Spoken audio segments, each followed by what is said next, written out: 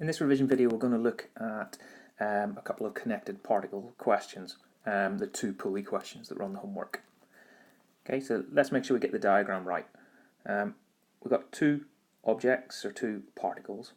We've got a 5 kilogram and 9 kilogram. So A is our 5 kilogram, B is 9 kilograms. So this is going to move this way, okay, which means this is going to move up. So let's make sure we draw that in our diagram. It's important we get these right. So tension is going to be acting that way on both, but most importantly this is going to accelerate that way. So acceleration is going to be that way, and then over here acceleration is going to be this way. Let's mark on the forces that are acting down. So I'm going to have 5g, and then acting down this way I'm going to have 9g.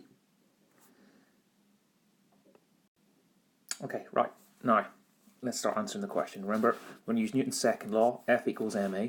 We're going to look at it for object A and then for object B.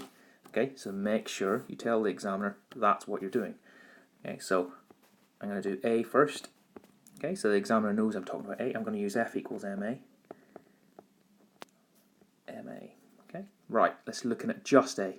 Right, so when I look at that, at A, I can see tension is in the same direction as acceleration, so they are both going to be positive, so T goes first.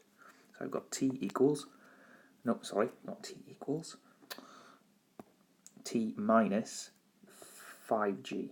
So those are the two forces acting at A, and that's going to equal mass times acceleration. The mass is 5, so that's going to be 5a.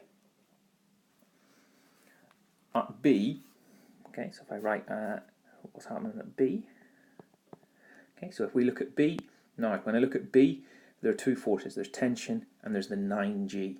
But this time tension's in the opposite direction of acceleration. So the 9g is positive, so it's 9g minus tension equals the mass times acceleration.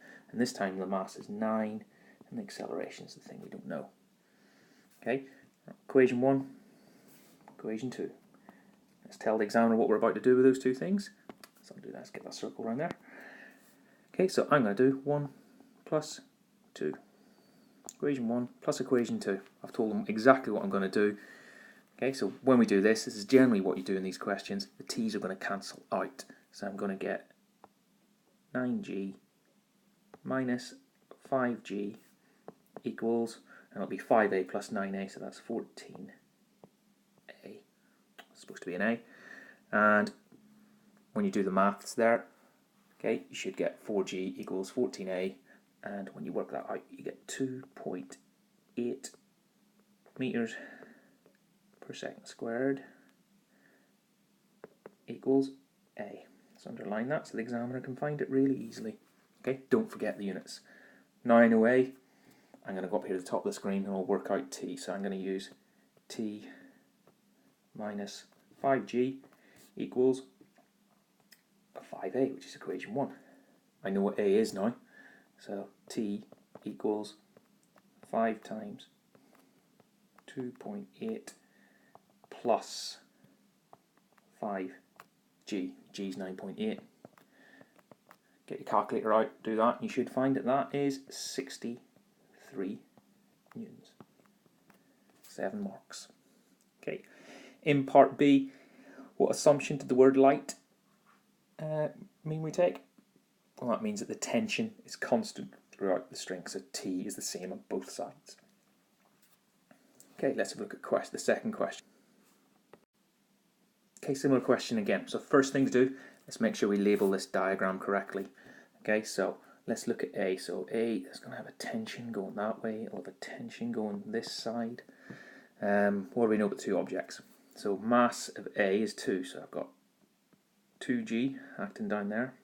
B is 5, so that's going to be 5g. Okay. Acceleration, well, this is A is the lighter one, so this one is going to be going that way, which means this one is going to be going this way. So let's get our marker acceleration on the diagram. Examiners will want to see that. So acceleration is going to be going that way, acceleration is going to be going that way. Right, let's make this a little bit smaller. Right, okay, diagram's done. Now we need to apply Newton's second law to A, and then we'll apply it to B and then we use that two simultaneous equations and solve. Okay, so let's get the pen. Right, let's look at A first. Tell the examiner what you're doing. So I'm looking at A. He knows I'm looking at object A. I'm going to apply F equals ma to both sides, to this object. Okay, so the forces, what way the force is acting. So I've got tension, which is acting upwards, and I've got this weight, which is acting downwards. Okay, acceleration, when I look at A, is upwards, which means T must be the positive one. So I get, on the force side, I've got T minus 2g, because it's opposite direction to acceleration, equals the mass, which is 2 in this question, and acceleration is the thing we don't know. Right, let's look at the forces now at B. Okay, so again, we're going to be using F equals ma. Right, now let's look at B. So when I look at B, acceleration is downwards, and I've only got two forces. T's acting upwards, 5g's acting down.